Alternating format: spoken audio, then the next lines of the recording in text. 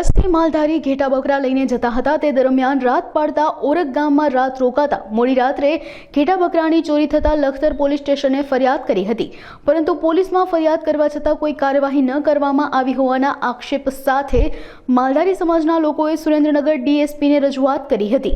ત્યારે સુરેન્દ્રનગર રબારી સમાજના આગેવાન અને કચ્છના માલધારી દ્વારા સુરેન્દ્રનગર કલેક્ટર અને ડીએસપીને રજૂઆત કરવામાં આવી હતી। સાજિદભાઈ રબારી બોલું છું વામકાથી, તાલુકો ભચાઉ। પછી કચ્છમાંથી માલ લઈને નીકળ્યા અમે સુરેન્દ્રનગર બાજુમાં થઈ નીકળીને જ્યાં લખતર તાલુકામાં એમના તાલુકાનું ઓળખ ગામ છે, અહીંયા માલ બેઠો હતો અને લીંબડના માર ચોર રાતે પડ્યા। અહીંયાથી માલ લઈને નાચ્યા એટલે જ્યાં ક્યાં કે લીંબડથી ચોરને અમે પકડ્યા, પણ અમે રજૂઆત કરીને ચોર પોલીસ સ્ટેશનમાં કેસ કર્યો। લખતરથી પોલીસે અમને સહકાર મળ્યો, પણ પાછા એને આરોપીને પકડ્યા નહીં।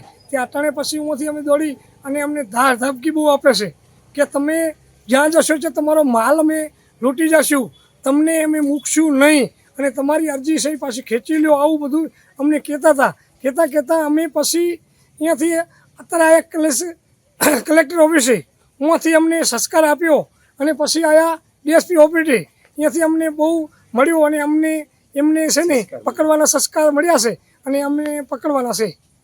મારું નામ અજુભાઈ આર કલોત્રા, સુરેન્દ્રનગરમાં હું રહું છું અને અમારા માલધારી સમાજના બધા કચ્છમાંથી જે આવ્યા છે, આપણે લખતર તાલુકાનું ઓળખ ગામ ઓળખ ગામમાં રાહત હતા અને અહીંયા માલધારી સરપંચના ખેતરમાં હતા, અને લીંબડ ગામના અમુક લોકો એવા બધા આવ્યા અને એમના ઘેટા બકરા 6-7 ઘેટા ચોરી ગયા અને સવારે મુદ્દામાલ સહિત પકડ્યું છે। છતાંય એમાં એવડે લોકો આપણને ધમકી આપે છે। આમને પોલીસ ચોકીએ લખતર પોલીસ ચોકીએ કેસ કર્યો અને કેસ કર્યા સિવાય એવડે એમને કોઈએ ધરપકડ કંઈ કરી નથી અત્યાર સુધી, અને આવડા લોકોને હજી ધમકી મારે છે એવડે એ બધા મારી નાખવાની, તમારો માલ આમ કરી નાખશું, તમારા ઘેટા બકરા આમ કરી નાખશું, કે તમને આમ કરી નાખશું, કેસ પાછો ખેંચી લો, આવી ધમકી આપે છે। એના હિસાબે અમે આ કલેક્ટર કચેરીમાં બધા આયોજનપત્રો દેવા આવ્યા છીએ। સુરેન્દ્રનગરના માલધારી અમે રબારી સમાજ બધા માલધારી આયોજનપત્ર દેવા આવ્યા છીએ। અમે આ કલેક્ટર કચેરીમાં માલધારી સમાજના બધા આયોજનપત્રો આપવા આવ્યા છીએ।